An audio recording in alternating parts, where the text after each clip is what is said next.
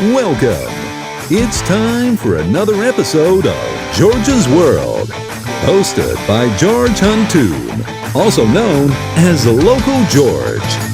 George brings you some of the most interesting people from all walks of life, from fascinating to funny. With George, you never know what to expect. Get ready, because when you step into George's world, there's never a dull moment. Now, your host, Local George. All right, welcome to another episode of George's World. Today is truly buckle up story time. This is story time today.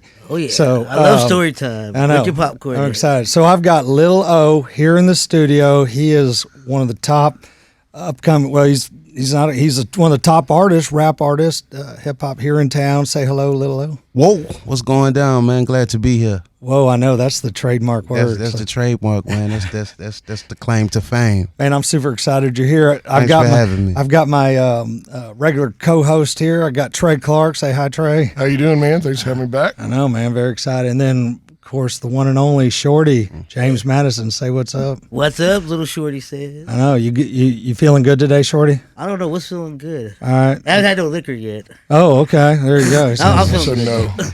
All right, man. Well, I'm super excited. Like I said, this is Lil'O is from Houston. He was raised Southwest Houston here, and some of the story I want to get him to tell today is kind of growing up here in Houston, his background, and his life as he worked towards, going to college and then building up this really great music career. Very, very talented. Thank you, brother. So tell us, I guess, what part of town that you were growing up in, kind of the area there, and then so this is the 1980s. I guess you start growing up in this area. I guess 80s, 80s, 90s. You know, I think a lot of people don't know that I'm Nigerian. Right. So people always say, they start the story off as Southwest. I was actually born in Lagos, Nigeria. Right. So it's an immigrant story. For those that know Houston. Southwest has a big Nigerian population, as community. Mm-hmm. So, my dad immigrated here from Nigeria to do medicine. So when we first moved here, we moved to the Southwest side, like around Sharpstown, Bissonnette, Beechnut. That was the area I grew up in. And then, like, as far as Houston started growing, the Nigerian population started growing. Mm-hmm. Of course, I'm one of five, so I come from a big family. Yeah, what and order then we were you? I'm the second son. Oh, I'm the second son. So space-wise, I'm one of five. My dad saved up a little money, and then we moved out to Fort Bend, Sugarland. Yeah. So that was my introduction to Houston, growing up on the Southwest side, and how I came to Houston. Did he want y'all? Were the schools better out there? He wanted you to go to everything. The schools were better. It's also, it's always cheaper in the burbs. Right. When you have 5 children to raise as well. You know what I'm saying? Right. And then I think people also got to realize it's like, I think the immigrant story is very important, because I think sometimes there's a misconception of people thinking, there was just unlimited amounts of money available. But when you come from Africa and like serious poverty, it's like, right. I remember I used to, now that I'm older, it's like I understand how it is to take care of a family. But I used to have a resentment sometimes, because I'd be like, I was the kid that got laughed at school because my edge up was, my dad would try to cut our hair himself. He had never been to a barber school. And y'all don't understand, because it used to be these clippers called oyster clippers. And it was this white guy on the cover. So when you see a white guy on the cover of right, that means they're not made to cut black hair. Right, sure. But my dad's straight from Nigeria. It's like, okay, the clippers. How old were you when you came here? I was 1 years old, Yeah. But I'm just saying growing up in general. Yeah. So it's exactly. like he's trying to cut our hair and be like, well, why can't we just go to the barber? It's $10. And it's like, well, I'm not paying that. Right, yeah. We wanted Jordans. And he's like, well, I was a full doctor practicing before I had $200 shoes. What does a Exactly. kid need that for? Right, You know what I'm yeah. saying? Right. So it was you appreciate that now. But Right, and that's what the whole Yeah, point of that was. yeah, I mean, yeah, because you give you everything, you don't appreciate anything. I sometimes I think it's that, but sometimes I really just think he didn't know. So yeah, right. He didn't. He's like, kids grow up like that. They get stuff like it's just he just didn't know. What I think is the reason why I was attracted to you as far as your story, and this is a story that you basically beat the odds. So what this is a story about is Lil'O basically, fell into the rough life of the drug world. Yeah. And we'll go through that and some of this, but basically went from, the crack cocaine world all the way to college. Yeah. And then to a successful career, and it's in your heart. You were born with this drive Absolutely. and this will to, you weren't going to be a victim. And At all. man, and you got in you had some tough things facing you where you could have failed. The odds were against you. And we're going to talk about how you almost died. But you know what? Somehow God was like, no, man, Lil'O's still got a mission here. Absolutely, and And God so- is a big part of my life too, and my music. So Right. I owe a lot to that man as well. I believe it. So that's what, stories of making the comeback story Absolutely. is what is amazing. And this is a story. I think people need to hear this story. Absolutely. That's why I'm like, man, we got to tell this thing, the story of redemption. I'm just now realizing I'm so interesting. Right? Yeah, No, because so many people be like, you know what? Even just a lot of my friends or just friends, they be like, you know what? They could do a movie on your Yeah. life and it would sell. I mean, the minute I You saw know, this, I 'cause- was like, oh, man. This is- I always tell people, I say, when you're making history, you don't know you're making history. Right. You're just living. You know what I'm saying? So now I kind of get. I was like, you know what? I have lived a pretty interesting life. Like if I died tonight, I don't want to die, but if I did, I've lived a hell of a life. So that I can identify with you Yeah. because that's how I feel. Is Yeah. that, man, the craziest stuff I've been in that I'm like, man, if I died, I've done it. So there's a lot more I want to do, but I've done a lot. How about you, Trey? Have you done enough that you feel like, hey, if you went today, you've had some crazy experiences? I try and stay out of the realm of dying today. Okay, Definitely. right. That's why I clarified that. I was like, I don't want to die. Right. Yeah, But this power in the tongue, but But it's nice to let people think that you're not afraid of it, though. it's not scared, but you When's have your to. time I think to it's more of gratefulness. Right. I think because I understand a lot of stuff I've done and seen and survived, a lot of people haven't, especially people close to you or just in general. So it's like, golly, I'd be like, damn. This is a still here. motivational story, Yeah, though, no doubt. that I want people to hear. I want to keep telling it, and so I hope they watch this video. And if you're watching the video, please subscribe to the YouTube channel here. And okay, so I almost hesitant asking about because I always think, but your story's out there. You talk about it all the time. Yeah. So it was around 15 years old. Yeah. So it kind of started that story where this is when you're first introduced to crack cocaine. Definitely. And I'd heard that story. You're sitting in the apartment that day. So kind of pick up there. And what year was that? That's it, 80s? I guess that had to have been. That was 50. 90s. No, 90s. Yeah. 90s, That's right. Yeah. 90s. Okay. So you're. The way I got introduced to crack is I was dating a girl, and she was an older chick too, and her best friend lived on off Airport on Fondren. We used to call that neighborhood Southwest Gardens back then. Right. Of course, at that time, I really didn't know what it was. So I was just going to see a girl. You know what I'm saying? And her roommate was dating like The kingpin. he was a man. Like, now that I'm grown, I understand how much of a menace to society he was. He was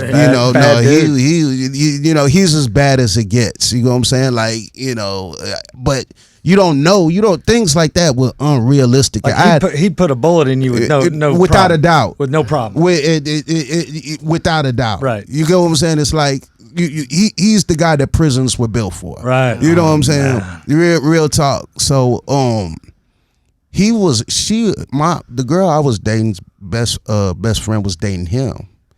And one day, you know, I was just over there hanging out, and, you know, he busts in the door, and he has a big pistol in his hand. Whoa. And you know, this is before street. Oh, I'm not used to seeing anything like this. Yeah. You know, You're a suburban kid. Yeah, I'm not. I don't exactly like this. You're is like good suburban kid. I'm like, what? This, you know, I've never seen anything of that magnitude before. And he just stares at me, and I just stare at him. You know what I'm saying? And I'm looking, and he stares at me, and he goes into the back room. You know, and you know, they start fighting. You know, I'm just being there, domestic. You know, this guy was bad, man. You know, he was not a Crazy good guy. He was not a good guy. He was there for some. Yeah, he was fixing to get some. He was pummeling women. Yeah, he was. So he starts beating on this girl. Dog, like bad. That bad. You know, I'm just. It was bad. And you're thinking, man, I'm this kid. I'm going to get shot. I don't know what to do. I don't, you know. Yeah, he's packing already. Because he's thinking, I'm not packing nothing, man. The other guy was, right? Yeah, he had a big Of course, old you'd be knife. afraid then. And, you know, because he was like, who this guy is? No, that's with, you know, he's with so-and-so. Yeah. So that was my introduction to him. Right. So he walks out and looks at me and doesn't say anything. And, you know, the girl said, no, he's with me. And that was my introduction to him. But as I started going over there more, we just started talking. He took a liking to me. You get what I'm saying? Yeah. And he was what, like 5 years older? Yeah, he was an older right, guy. right. But, you know, we got to talking, and we got cool. And he's you like, know, this guy's okay. Yeah, we just got cool. Yeah, we just got cool. And I was just, you know, he could trust you, you know, kind of thing. I don't know what it was at the time, but I was a kid and he was older, you know, and we just, you know, I was kind of fascinated by him, you know, just because, like I said, it's like I wasn't used to that. So one day he was like, you know, hey, you know, back then all the dope corners, it's like the way you kind of knew which hood was getting the most money is if you drove by each corner, you could see how many of the guys got the new Jordans on. Yeah. So if you was from West Belford, you'd be like, all them boys from West Belford, okay, they getting money. They all got on the J's. You go by Braeswood, okay, they all got on the J's. If you went by this block, they ain't got on the J's. They ain't getting no money. You know what I'm saying? So it was J Day. We call it J Day. Yeah. That means a release of the Jordans. You know what I'm saying? Would it be too hard to like just go, don't wear them? Or do you have to wear them? Not to a kid at that time. I mean, it's like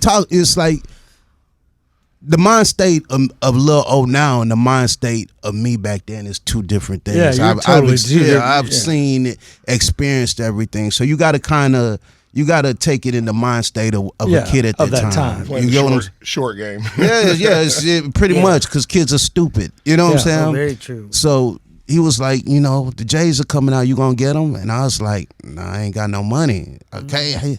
He was like, well, you want me to show you how to get money and get them? Yeah. And I was like, yeah, sure. You know what I'm saying? And he pulled out crack and was like, this is what you're gonna do. Yeah. And he said, come out and you watch me. And, you know, he was running over cars and he was like one of the most guys. No one effed with this dude. Right. And he was like, hey, this is my little bro. Yeah. He's gonna be out here from now on because you just can't just walk out there and say, hey, I'm finna start selling out here. And he had dominance in that area. Like that, people knew that was his area. If he say it, that was his market. If he say it, it's law. Yeah. Period. You know what I'm saying? So it was like, because you just can't just go out there and start selling out. You just can't. Right. You can't. Yeah. You can't go set up a new business. Hey guys. You know. So he had to do an official introduction. Right. Like, hey, this is so and so. Y'all better not f with them, or it's gonna be a problem. Like turf war. Yeah, not even turf war. It's all hood there. We were all, you know, we gotta be a good ego boost at that age. Well, it was an ego boost kind of because he was like, hey, no one, but you know, the reality is a lot of those guys out there became family. You go, that was because that was my introduction, and that was my introduction to the dope world. And being I was a smart kid, I'm a smart kid, exactly. So it's like once I was like, wait a second. I take a $50 slab, I cut it down, I made $100 in 30 minutes. And I'm like, wait a second. That's a good deal. Yeah, right. It's the most profitable, quickest And business I'm in the world. I'm very smart. You know, I always tell people the most addicting thing about drugs, the drug game, people always think it's the drug. I think the most addicting thing about drugs is fast money. Right. Very true. The client is coming to you. The fast You're not even money selling. is the Filling most.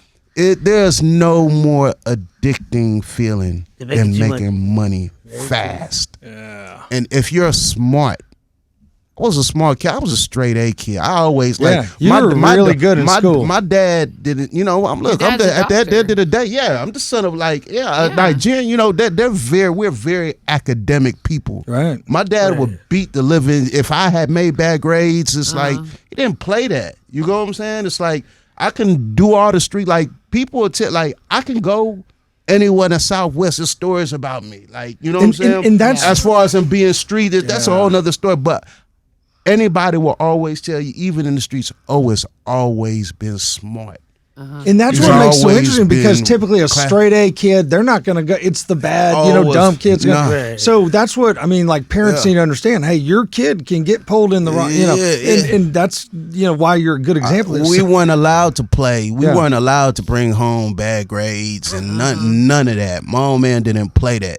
So now you're living two lives. Now you're out there. So you're I'm finally making some money, and I'm getting my J's, and my dad's wondering, like, wait a second, how you getting all this stuff? Because I always worked though. Like I was the paper boy in my neighborhood before that.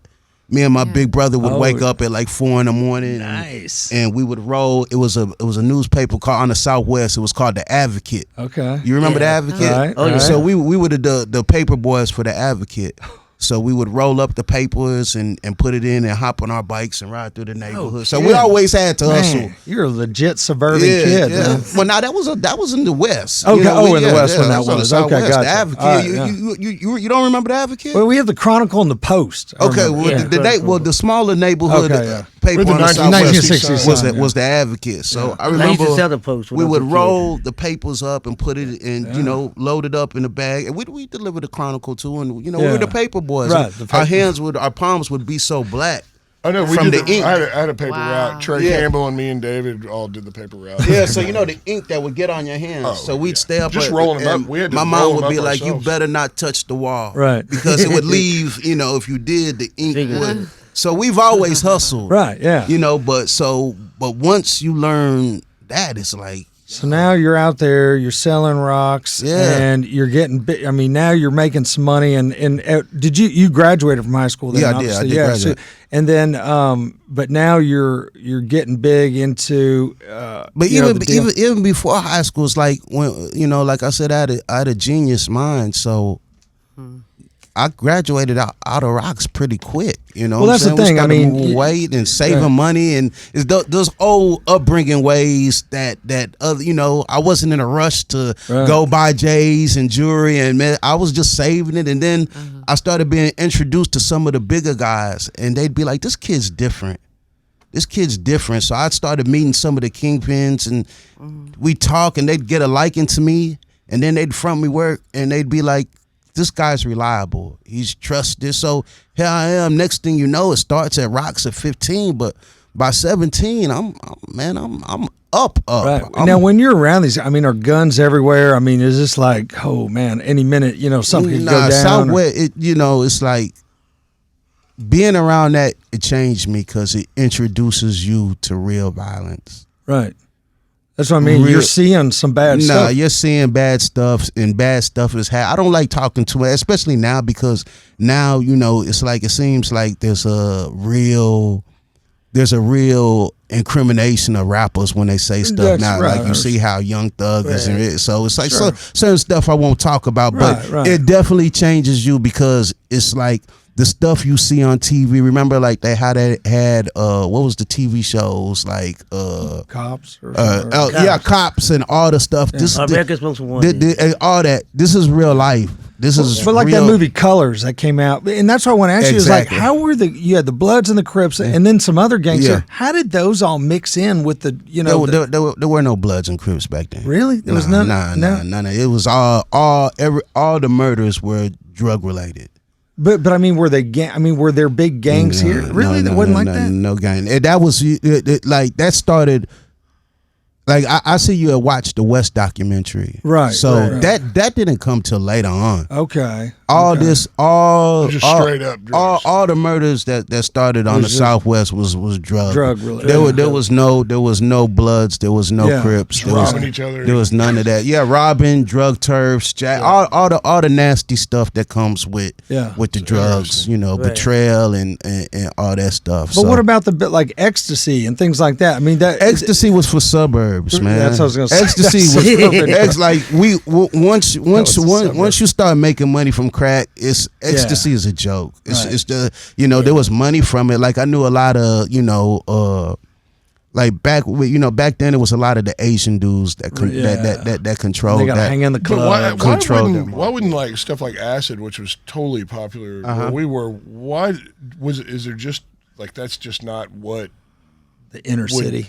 I don't know. I mean, I guess you can't live very long if you're walking around tripping. I actually don't know, but the thing that made Southwest so like lucrative is because back then, even on the Southwest, if you said Southwest back then, like it wasn't really considered cool. Like the guys from South Park and Third Ward, they kind of looked at you like y'all the mama's boys. You know what I'm saying? Because it was considered. It was like the Southwest is bad now.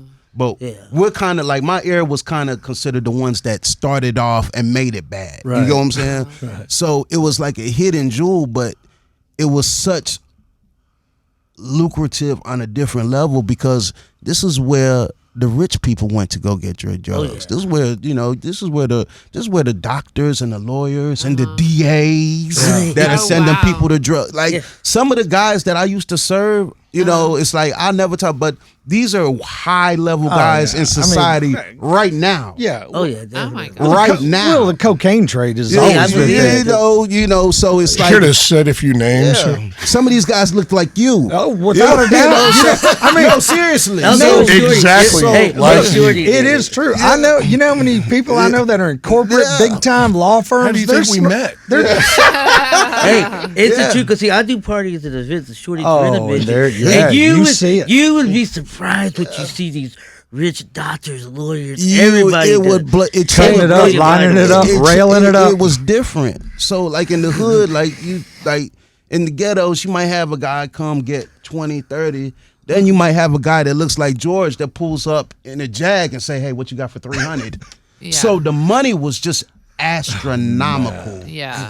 And it's like once people started realizing that, the money on the Southwest is different.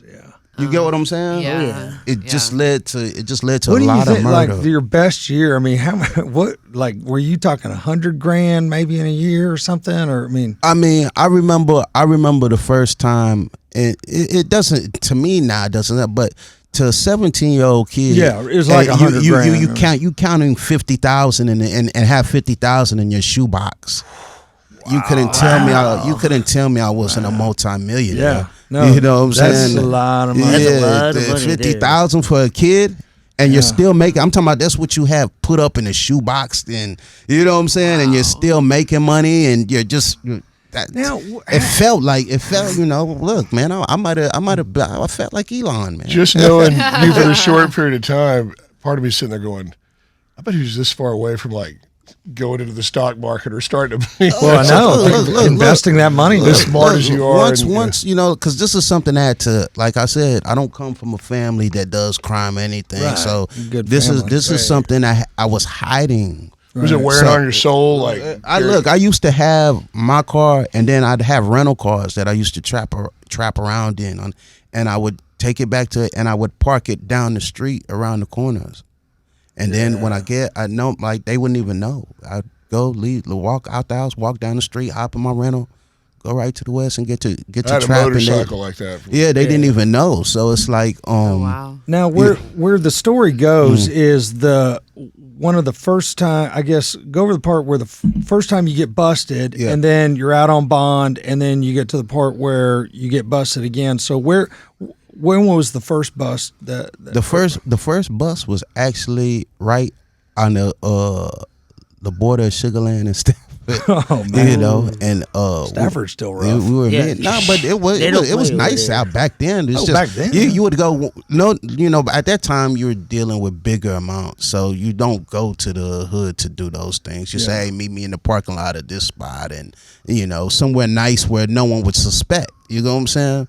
So it just so happened the guy was an undercover, and that was my first high-speed chase, and the bus was huge. It was in the newspaper, know, and that's how my family found out that my son is and look, I was locked up. I didn't even know what to tell my dad because he found out like, yo. What did he say to you? Your son's in the dude. I didn't even know what to tell him at first. Who bailed you out? Well, this is when I think. Finally, a week later, I called us like, you know what?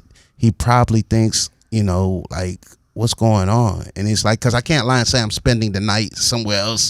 Finally, and then the newspaper hit. Oh, you know what I'm saying? So it was like, golly.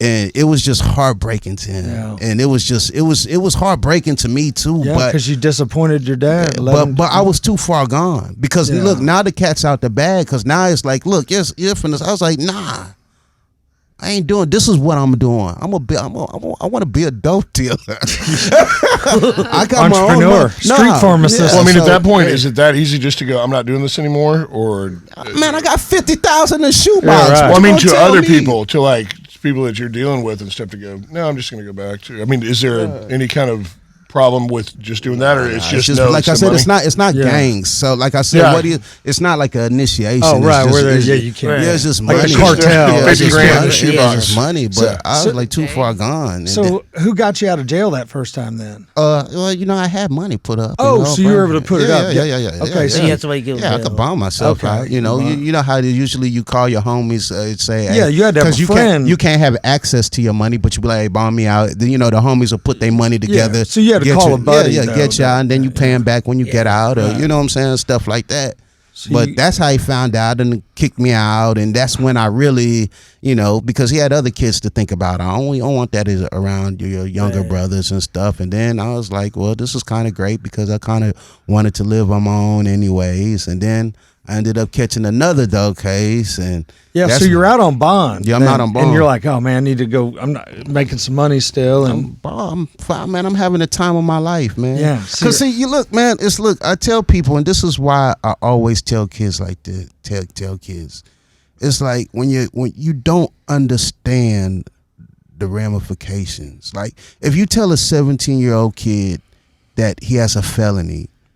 You don't understand what that means. You don't know that you can't. That means you might not be able to live certain places. That you don't know. You might not get good jobs. Yeah. You don't know all the opportunities that it cuts you away from. You don't understand, and that's why it's so heartbreaking now as a grown man, because it's like so many people are paying for prices as adults. Yeah.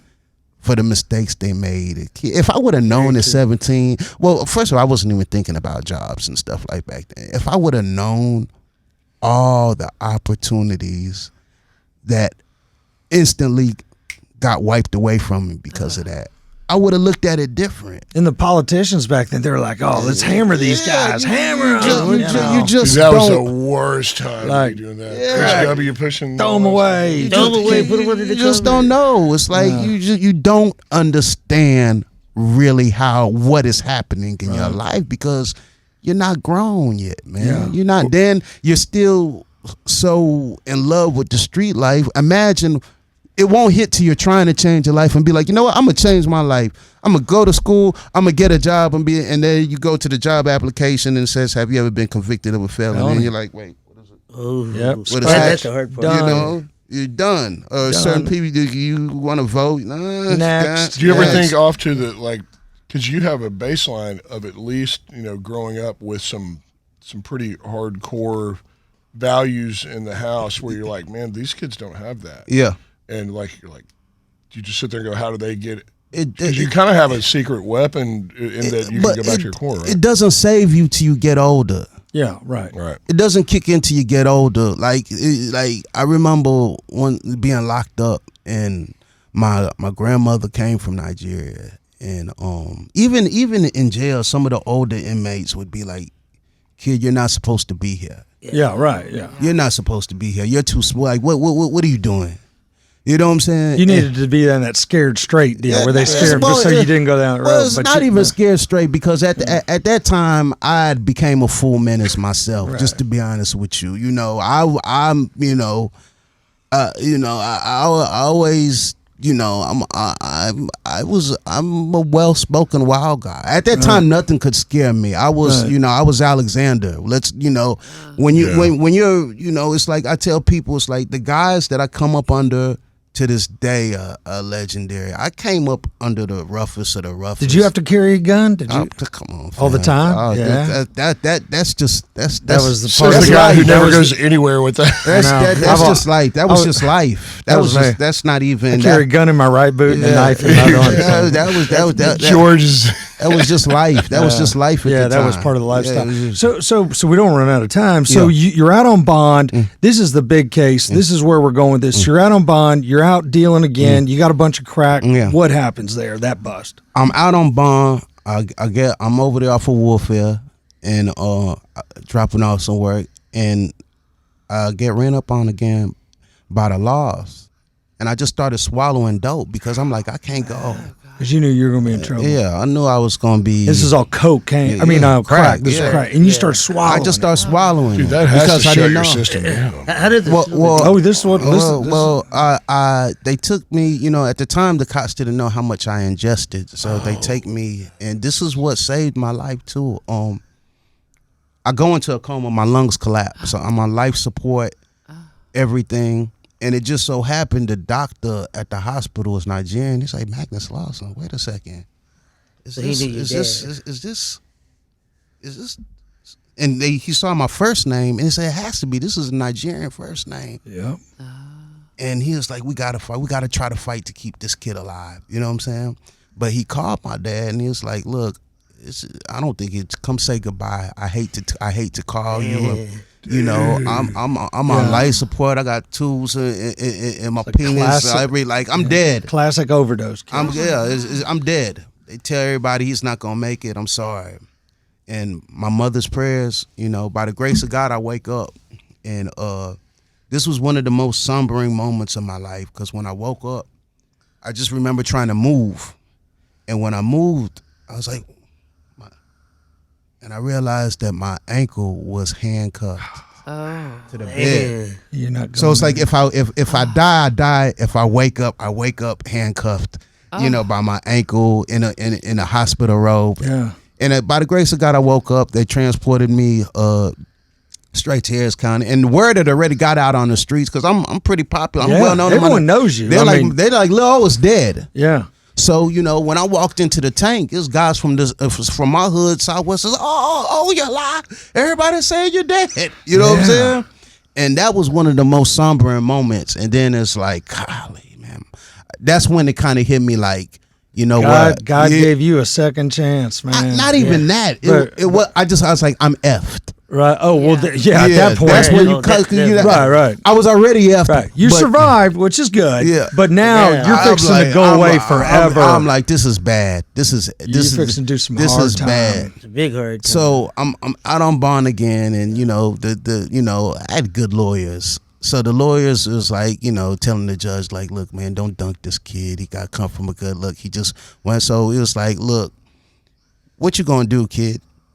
He's like, this is the deal. He's like, you're going to have to get away. And the way we sold it was, hey, he's going to go off. Like I said, I already didn't have any plans on going to school. Right. But he was like, look, my lawyer's like, look, if you don't go to school, you're going to prison. Right. That's my only way I can get you probation just off of the fact that, you made good grades. He looked at your grades. He saw your SAT scores, and he knows you have the means of someone to go to college. And that's the way we can swing this. If you're not doing that, you're just right. So I went to Xavier. Nice in New Orleans. Yeah, right? Yeah, Xavier. Great and I was university. away from it, and he was like, the judge said, okay, he's going to be out of Texas. He's going to be away from it all. And it really saved my life because one, that was my first time being around. It's an HBCU, so I was like coming from guys that was selling dope, shooting, killing.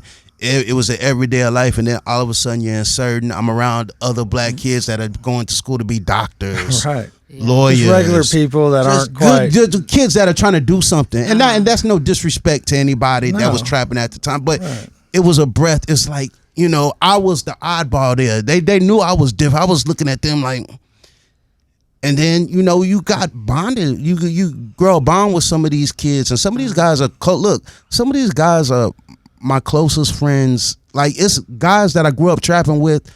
I won't even let them know where I live now. Right, yeah. But some of my friends from school, I would trust them with my life more than some of the guys I actually grew up with. So it's just a different environment. Yeah. You were there for 2 years now. What ended up where you're like, oh, I'm leaving? What brought you back? Made you leave there and come back to Houston? Well, I had whilst I was doing that, I was doing demos. That's right. That's right. You were. So were you doing this? Were you doing demos and stuff like? When did you start doing that? Because I started writing poetry in jail, and when I got out, like the way it started is like people would bang on tables in jail, and I would just rake something over the beat. So so you first started doing it in jail? Yeah. Oh man, okay. So that's where I was waiting. The first time it was like the guy that slept in the bunk under me, he would be like, "Yo, that was dope." So then the next day he was like, "What you got for me?" And I was like, really? You want to hear more? And he had came with another guy.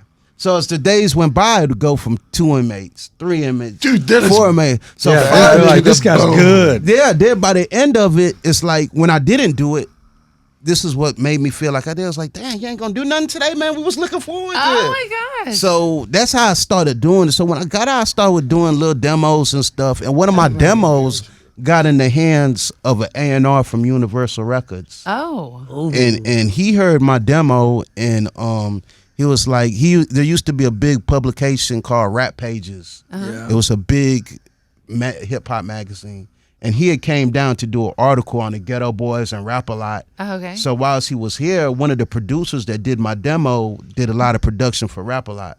Okay. So he was like, well, so what else are you working on? He's like, man, it's this kid named Lil'O, man. He is raw. Like, you got one of the coolest stories I've ever heard. You got to hear this guy's demo. And the guy from New York heard it. He was like, this is crazy. I got to meet this guy. And he came and he was like, look, when I get my position at Universal, I'm gonna come back and sign you. And I thought, I thought he was joking. And he did. So who was that? Was that Prince? Or, wow, I can't remember. Who was the producer that the producer's name was Grizz. The A&R that signed me, his name was Bilal Allah. Now, when did your hit song "Back Back" come out? Was that came out way later? Okay, this was that was the early stuff. This is the first record. My first hit record was actually y'all know him as Beyonce. Yeah, Kelly, so that's what you knew. How did you meet Beyonce? Kelly, Destiny's Child. When I got my demo and I started getting interest to get a record deal, my auntie, she knew. She was like, yo, man, he's really good. He's good. He's really, it just so happened that my auntie was friends with Matthew Knowles. Oh, man, unbelievable, man. That's and Matthew crazy. Knowles is, of course, Beyonce's dad. So she was managing. He was managing Destiny's Child at the time. Of course, they weren't. No, they were starting. He was out. like, "You got to hear my nephew." Yeah, and he was like, "Yeah, people want to sign him," and he heard me. It's like, oh, he saw that I had interest from labels too, so it's like, "Yeah, hell yeah, I'll sign him." Right. So then, being that we both had the same manager, that's how we became very close. And when I had a first single I wanted to put out, it was and I needed singers for it. It was my homegirls is Destiny's Child. It was all right. They're like, we'll do it. Of course. That's amazing. And so which song are they on? Can't Stop. Man, that is crazy. It was the first song that really, it was my breakout song, but it was it's considered, like, when you think of the Screw Tape era. Yeah. It's considered one of the quintessential Screw Tape songs because Screw was the DJ that really broke that record and made it a street classic. I mean, that's a piece of history. Yeah. Was Destiny's Child already crushing at that point? No, they were just starting out. This was they were just in Sugar Hill. This was their introduction to the world. That's what makes it so historical, is that this was the beginning. This was both our introduction to the world. Right. And it was like, and it just, the streets went crazy because, like, you know, I'm on there talking about Braeswood, Wolfhead, Club, and they're like, who's this guy talking about the West? And it so happened all the other street trappers at the name, you know, when they heard it, because they didn't know I rap, they knew me as a trapper, you know what I'm saying? So when they started hearing the streets I was talking about and saying, there's like, it has to be the same Lil O. There's only one Lil O from that area. And he's talking about these legendary corners. It has to be him. Yeah. So it spread through the streets like wildfire. You know what I'm saying? Because a lot of the trappers all over, from Third Ward to Sunny, you know, I had a name for myself, you know. Yeah. So they started spreading it throughout their hoods. And so you get to walk right into that with all the street cred in the world. Oh, that's the thing. Without you had the street cred. Yeah, without a doubt. To be fair, this is one of the coolest stories I've I know. This is. I mean, the street. This is a movie. He just walks right in. It's like, that's actually. I might buy the movie rights on this deal. I definitely went in there with a lot of notary, you know, and then actually, like you're like Eazy-E. I don't. And with talent, I mean, he was the street guy, and then I don't know the whole background of Eazy-E. I know he was very, you know, I know he was very known. I mean, okay, exactly. Right. Okay, I mean, that's kind of how they played it in the movie. I wasn't thinking about the movie. Yeah, you're absolutely right. I mean, you are the Eazy-E of Houston. So Screw took it, and it just went nuts. It just went from nuts. DJ Screw. I mean, the fact that you were one of the beginning people with this guy. I mean, that's what blows my mind too. And the funny thing is, I remember why they called it the Screw. He used to screw into the records he didn't like, and he would trick the hi-fi stereos by it would just slow it down, and that's that. It was just the hottest genre of music at the time, and it was just huge. And I didn't know him from a can of paint. I just knocked on. You know, he used to sell tapes out of it looked like a crack house because it was like burglar bars, and you would stick the money through, and he'd stick the tape out. And if you'd have to see it to believe it, because it would be lines down the street, like. The neighbors had, like, his house got raided many times by cops because they thought he was selling crack. And it was music. It was music because it looked like a crack house. So I literally knocked on the door and was like, "Hey man, you know, I'm from the West. Look, I'm here to buy some tapes, but also look, man, I still had my vinyl. It wasn't even. It was the press test vinyl.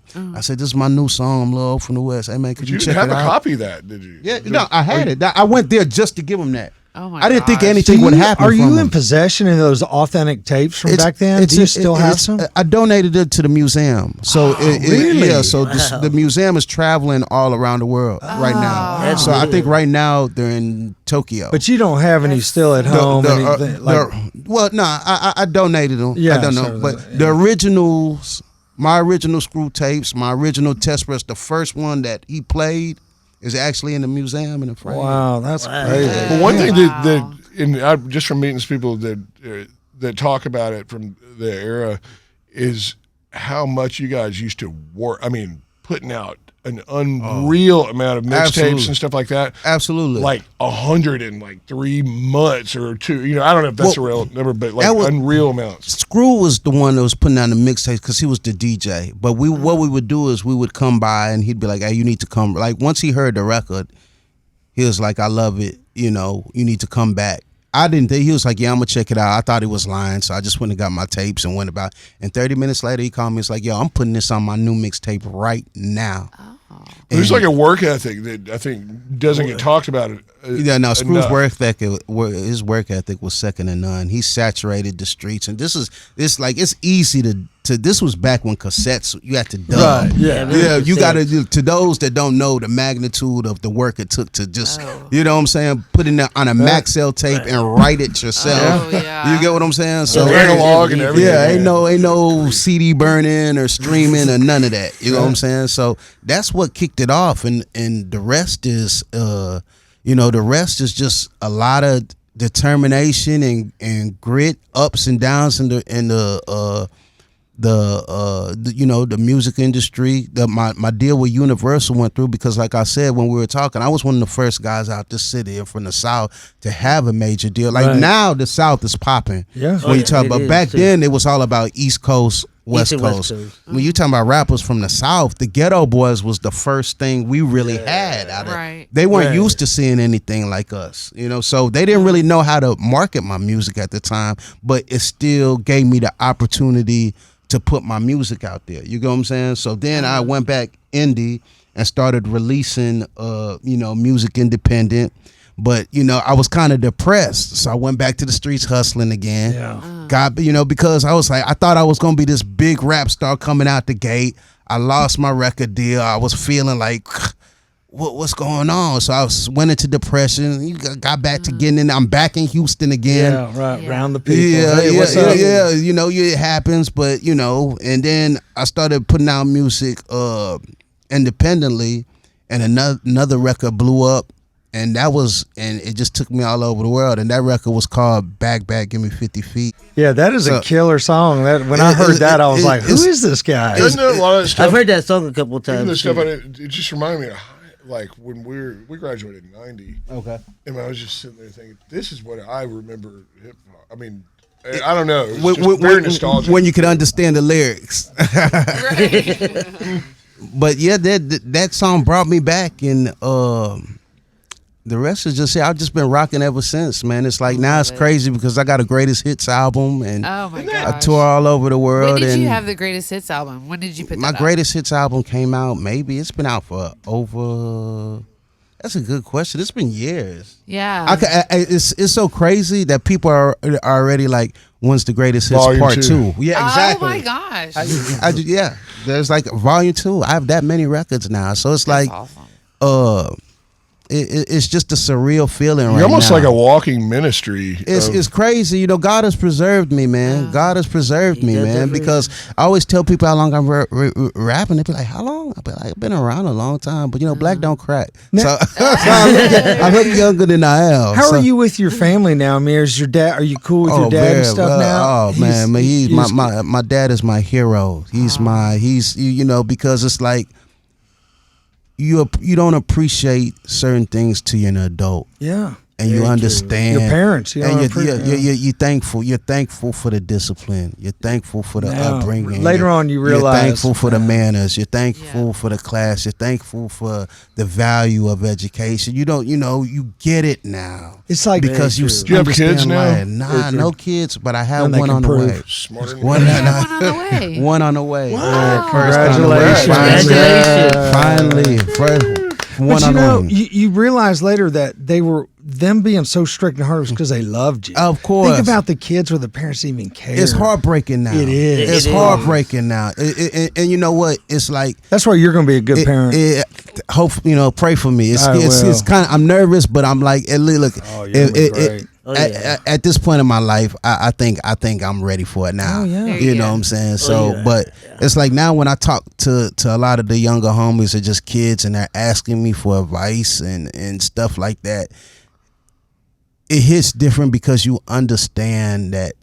I always tell my brothers sometimes, it's like, because they didn't have any dealings in the streets, so sometimes I have to remind them. I was like, you're not where you are because you're just a superior being. It's because the streets we had advantages of someone to tell us and show us how certain things were done. Mm-hmm. And when you finally understand that a lot of people didn't have, we at least had a blueprint. We weren't given everything. Yeah. We weren't given everything.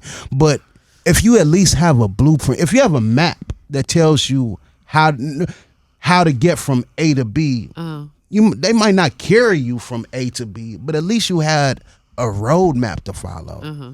But if you're a kid with no roadmap, you're just out there trying to figure it out. And it's very heartbreaking sometimes, especially now because I'm at the age now where all the guys that I grew up with or came up with, either all dead, either all locked up, or we've grown our separate ways. So it's to a point now where they would probably try to kill me or rob me or jealousy, or I'd have to do something to them. Yeah. It just makes sense not to even be around it anymore. It's just that's just street life. You go. You realize you're unique.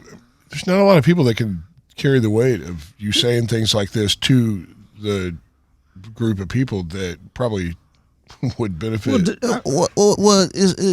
thing is like you're in a unique spot. Who's gonna question me?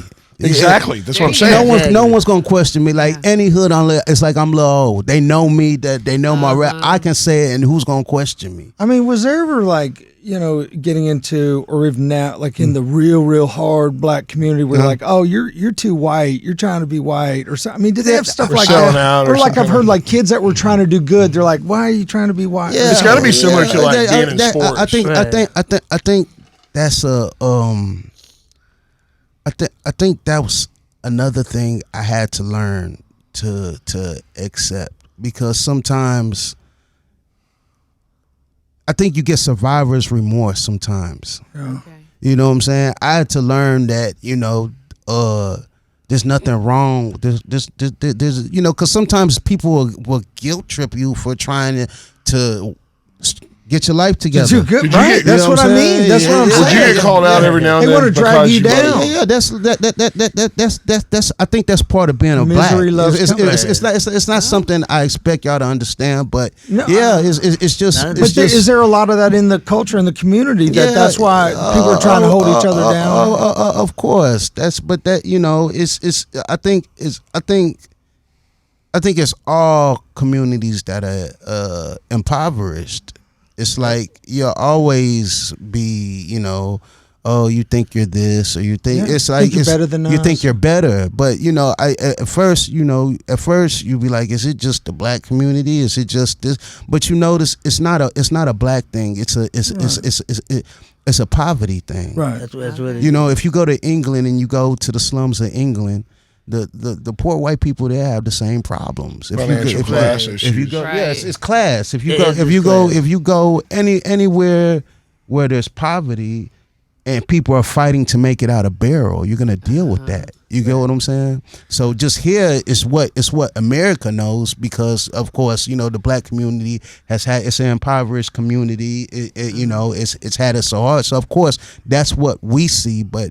And it's easy to think, is it a black thing? But it's not a black thing. It's an economical thing. It's economical. Yeah. But there's guys that I want to have on my show. I mean, you were so nice to do this, but there's guys like Quan LX. I mean, I would love to have him on the show and just hear. I find him fascinating, but and I've tried to approach him, and I think he just feels like, oh, if I do that, people will think I'm selling out, or I won't have. Quanell? Yeah. Quanell loves to talk. Well, I know, but I mean, Quanell loves to talk. Well, I know. He loves to talk to white people too.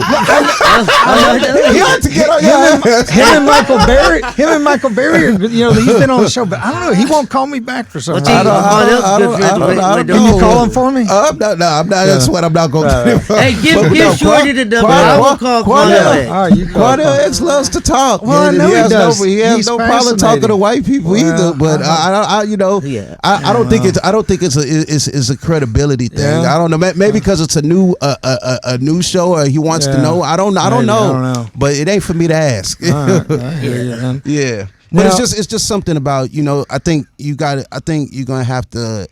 Especially, I always tell black kids, especially the younger kids, look, man, don't ever let anybody. There's nothing wrong with seeking education. There's nothing wrong, because a lot of times growing up, you think you're supposed to be hard, you're supposed to be tough. The girls want the bad boys. It's like the guys that go to school were called squares and lames, and so it's like you felt like this is what I'm supposed to be, and you don't, and you grow up and you be like, well, now you're calling me a loser because I can't get a good job or I don't have any skills. And you're calling those guys that were the squares and lames. That's what you want. So it's like that's what we got to change. Yeah, man.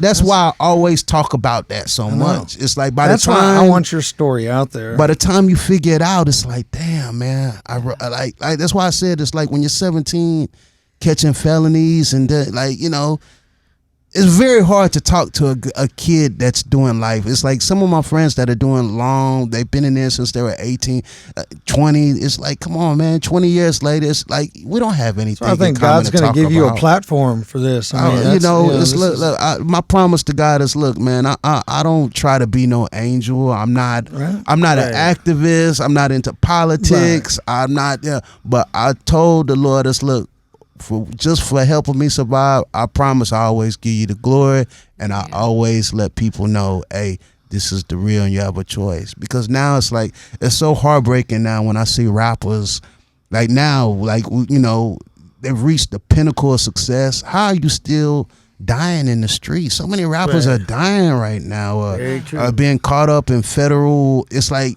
you waited till you became successful to get in trouble. It's like, I got in trouble before the success, and it's like, I don't want to be. I stay away from so much. I don't care who thinks I'm acting Hollywood. I can't mess up these opportunities, and it's like, I think it's important. Kids need to hear it. 100%. That's why I think you're is part of. That's why you're here. And I think you're a walking ministry, man. I mean, it's a testimony. I mean, this is a testimony. People always say that. They say you should be a preacher. I said, no, I'm too I don't mean a preacher. I don't mean religiously, but a ministry of this, information and experience. Well, it's just sharing, motivating. Now, what's your biggest project you're working on right now, or what are you working towards? The new album just dropped. It's called The Greatest of All Players. Oh, yeah. It's the number one urban song in the city right now is Date Night. It went crazy on 97.9. Which one's with Bun B? That's my brand new video. That video hasn't even been out. It's been out like 7 days. It's going crazy. It's called Trill. Yeah, we just dropped the video. It's a dope. It's a dope song, because I always tell people, it's like, my big club records are always great to have, the back-backs, the Bet You Can't Do It, the Date Nights, even the one that's gone. But the records that have kept me relevant this long are the songs that always spoke to the soul, almost like ghetto gospel.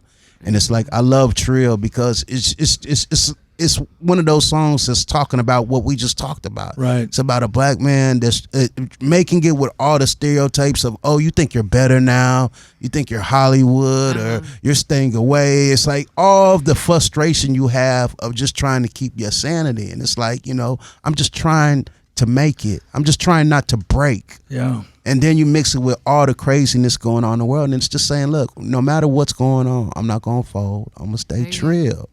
And it's really hit a nerve with the community and just people in general, because no matter what color you are, I think the world is just crazy now. I think we're all tough. I always tell people, be kind. We're all fighting battles none of us know about. Yep. We're all fighting battles none of us know about. That's right. We're all trying to keep our sanity and not survive. break. That's right. And no matter how good you think a guy is doing, you could see a guy in a Rolls Royce. You don't know. No, you don't know what troubles he's had. You get what I'm saying? So don't judge anybody. That's right. These days. Yeah. So hallelujah. It's resonating, and the record's going crazy right now. So that's my new video, Trill, with Bun B and Big Marcus. With Bun B, I know Trill's got a couple of the word itself, music guitar player. Yeah. It's kind of just. Is that what that means, trill? A trill is when you go real back and forth, real fast, where you can barely tell what's going on. Well, you know what the street slang for trill is? It's real Texas. So if you were from Rio and you were from Texas, we called it trill. You know what I'm saying? I'm glad I asked, If you're a real G from Texas, you were trill. So we're trill, right? And then UGK popularized it. Can we use that? Of course you can. It's Texas slang. No, you can. You can. You know, if people are out there listening, you gotta go to YouTube, check out Lil'O and Trill, the song. And it's a banger. That's going to be huge. I can't believe we even have you here right now. You know what? It's crazy because I don't even know. You just had a good energy. You know, do they know how we met? Yeah, well, not really. We don't know how you met. We were at a big boxing event this weekend that Lil'O was performing at, and I'm standing there with my daughter as for her first time ever, but I'm around the boxing world a lot. And he's performing. For the record, George boxed for the Marine Corps on pay-per-view in London. I don't ever let you get away with that. I am a boxer. But I'm standing there, and I've been there. You know, Paul Walls performed before. You know, but I'm sitting there listening, and I hear this song back, and I'm like, whoa, who is this guy? This guy's good, man. And all of a sudden when I hear something good, like you saw the purses, when I hear something good, I'm like, whoa, where's my business opportunity here? I got to get this guy or whatever. This is going to be my new friend. And I'm like, someone tells me that I'm immediately start looking you up and I'm reading. I'm like, this guy's story is unbelievable. Yeah. I mean, I know winners when I see them. Wow. I know winners, man. Yeah. Wow. And that's why I'm like, I got to go talk to this guy. I mean, I was just so drawn to you. It was just something about his energy, and I just he was like, "Yeah, I got this." It's like, "Who's this?" Yeah, boy. You called me last. No, you was texting me, and I was like, "Man, I got a busy day tomorrow," and I was like, "Just." I'm like, there's something about I need to go in there. This has been great. I know. I was like, I'm wearing. I look like a dad. I'm wearing khaki. That's why I keep saying I need to get a stylist, man. I'm so tired of looking don't like change a dad. anything. No. Just be yourself, George. Be yourself. I hate looking like a dad all the time. Even my friend that was with me was like, "Are you gonna do that?" It was like, I've known George for a very long time, and I was like, "It's just something about him." I just everybody says everybody says the exact same thing as what you're saying. Since I've known him, I've been knowing George for the last 7 years, and how I met him is a strange way. Cause I do a street entertainment. Yeah. I used to be homeless and stuff. And I was out there on Fry Road and I-10 holding up the sign. Basically, he works the corners, you know. Well, I work the corners, but I also go do regular. No, I ain't a prostitute. No. I mean, but he works.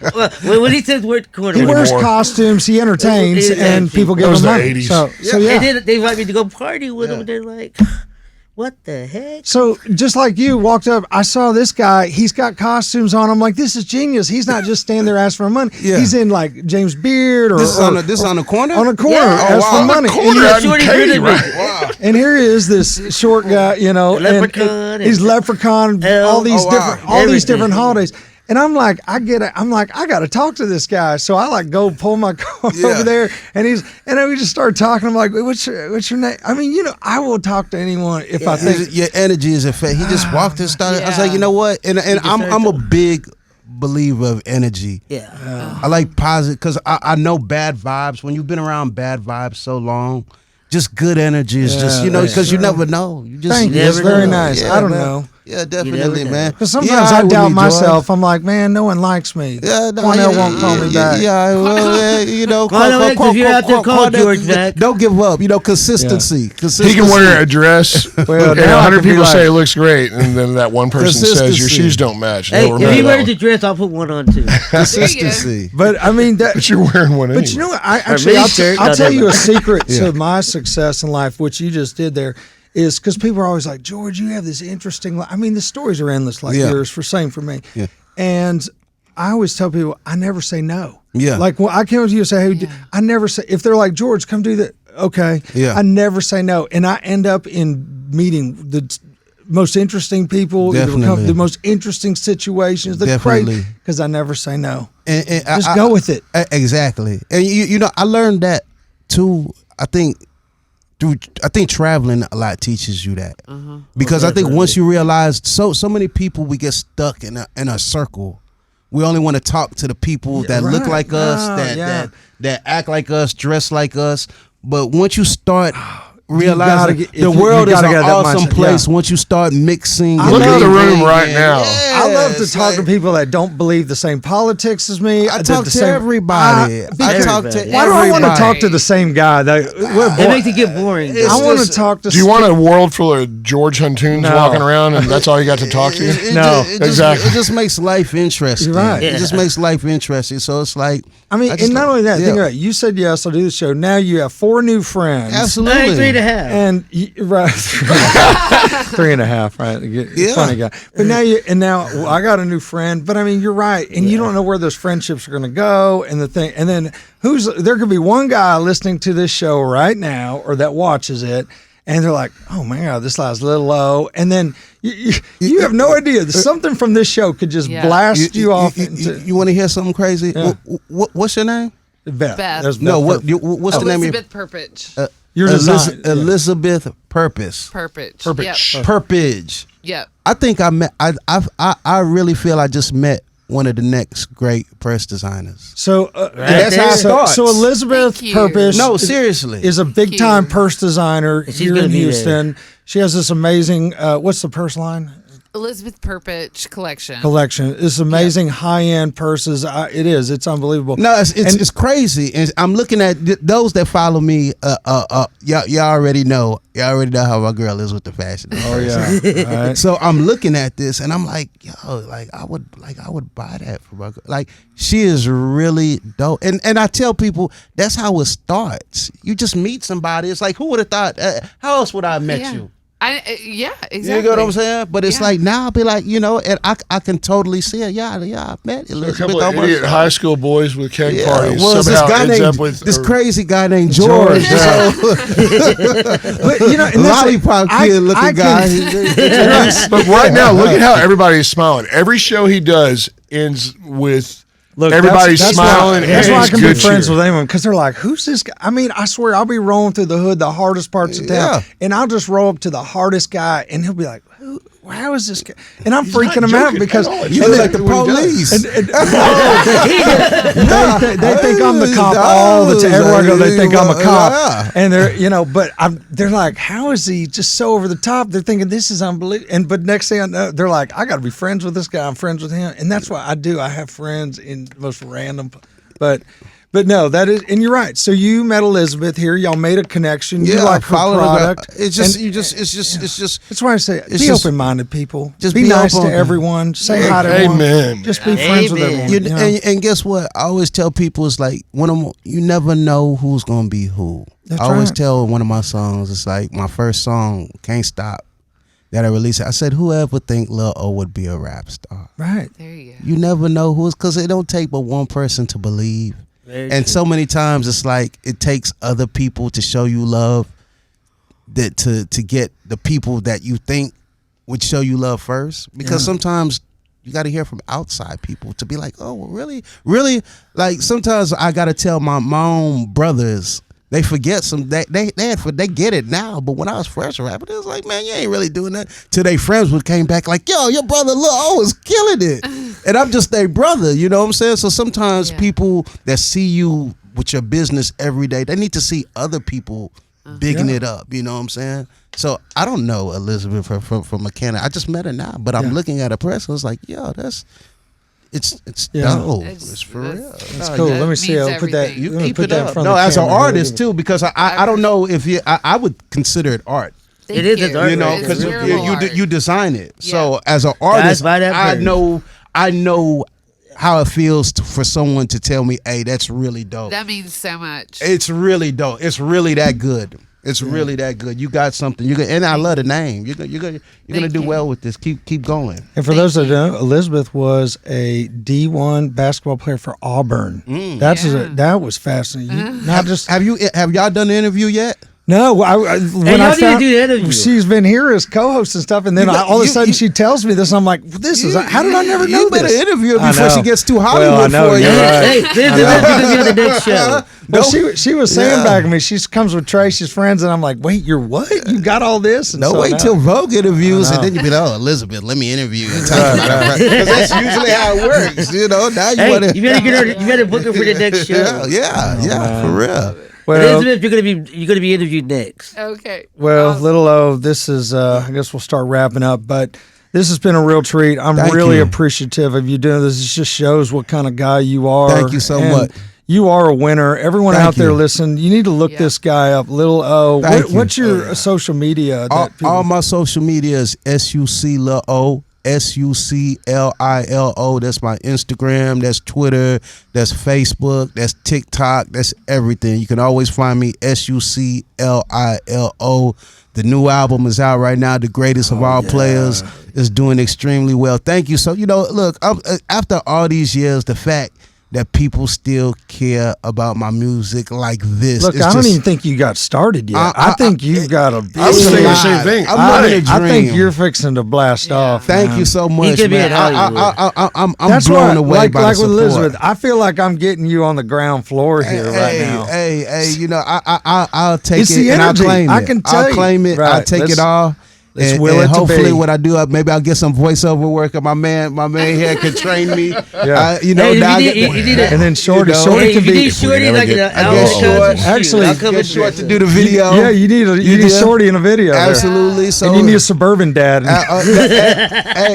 if I Hey, need if you I did a need a reality fed, show. if I need someone to play a fed, George, I know, just you're know right. you owe me a Undercover. favor. You owe me a Right, favor. yeah. I Shorty got would that under. just quit working Well, the you know, corners. whenever I'm on the east side of town, real Hispanic areas, and I'll go in to eat, they're like, "Oh man, who is he here to? You know, what's he here to raid the place or something?" You got cop vibes. But then I start. I know. George, next time you go to the east Walk side around of with a little George, earpiece in and George, next time you go to the east side of town, let me go in my Mexican outfit. They know Shorty over there. But I'm telling you, I start talking. Well, I don't know if you know this, but my more of like a nickname is Travis. Local George, like, Okay. because I'm from here, and some people give me that nick, Local. Hey, he's from.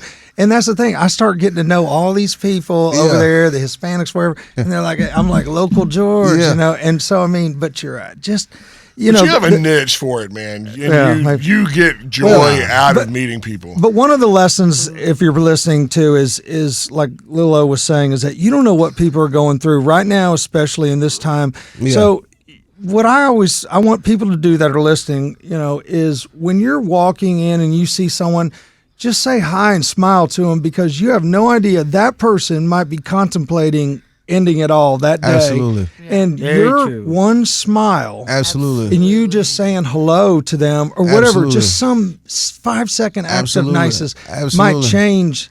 Be like, they might think, oh, someone likes me. Absolutely. You know what? And that could change everything. Absolutely. So I think we need to go with that. And just to add on to that, if you don't mind, yeah. not just someone that's smiling. In the world of social media, quit always assuming everybody's life is perfect. No, not at Nobody's all. life is perfect. Don't think just because he has money or he's doing.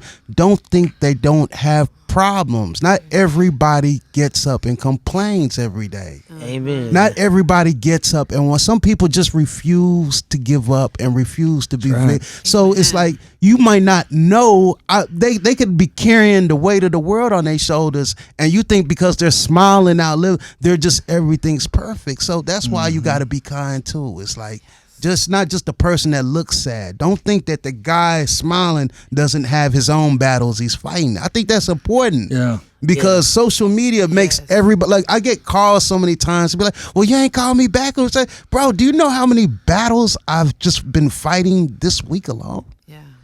You know, Yeah, so just it's like, lying. be kind, man. We'll have to do a part 2. Yeah. We'll start Dude, going. I was sitting there Yeah. going, Be kind. I feel like I know. we're just getting to know I this know guy, we are. man. He's got Be big. kind. All right. Well, thank you, Trey Clark Doghouse, Elizabeth Purpich, Thanks, George. and then James Madison, my friend Shorty from Shorty's Rent a Midget. Welcome, George. Shorty, That's good the name of seeing this you, company. man. Hey, that's my new. That's gonna be my new bodyguard. That's right. That's right. I'm going to start stealing y'all for the podcast. He definitely can scare some people out. He'll just give that look. And he's a boxer too. Crazy, man. You're crazy.